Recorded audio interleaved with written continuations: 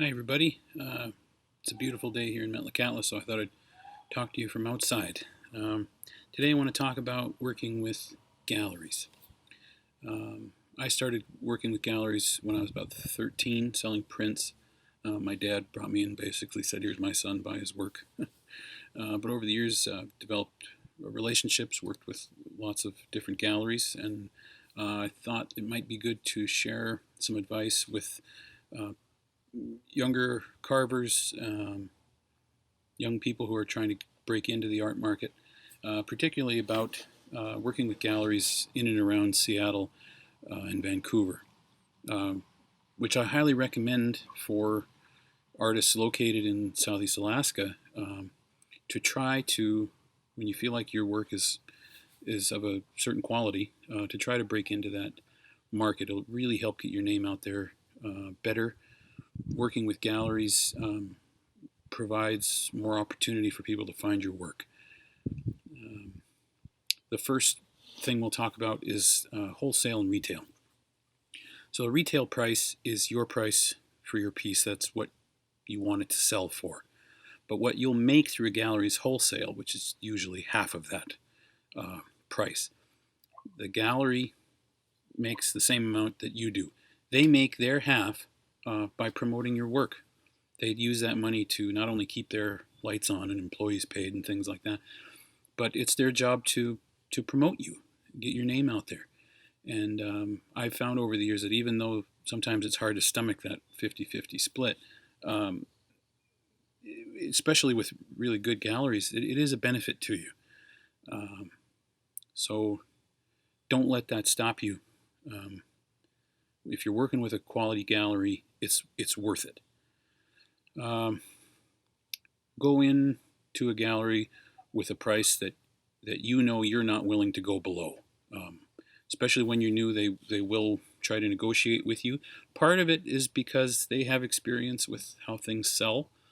Um, and part of it is if you don't have a name yet, um, it's harder to justify higher prices.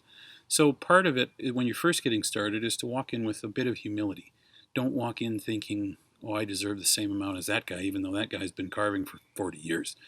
Um, I sold my first mask in a gallery for $500 retail. So that's, I made $250. Um, Times have changed, inflation, the cost of living has gone up, but um, you got to earn your place. You got to earn your prices.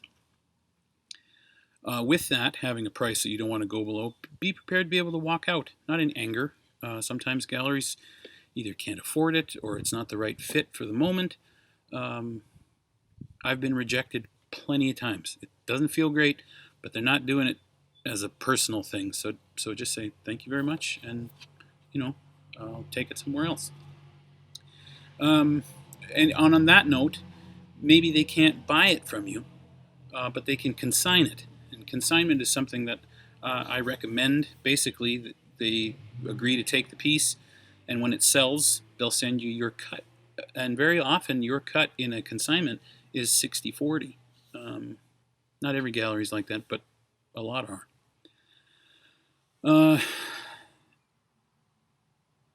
It's If you can afford to wait, I recommend consignment. The Northwest Coast art market is the only art market that I'm aware of, gallery system that I'm aware of, that will just buy pieces outright. Most all other art galleries are exclusively consignment. And that's a leftover from the old curio shop days when we would go in and trade for things. Um, so remember that when you get rejected, that we're fortunate to have a system that does allow us to sell things right away. That's not common with other kinds of art. Um, don't bring in a piece right at the end of the month. And that ties into another bit of advice about not working for the end of the month. If you bring in a piece at the end of the month, that's when the galleries are having to pay their bills too, even though you're looking to get money to pay yours. So I don't recommend trying to sell right around that time, there's a less chance you're going to make a sale unless you're willing to put it on consignment. The other idea of not working for the end of the month is something Robert taught me, that you want to work for a larger goal than that. Don't just focus on paying the bills in a few weeks.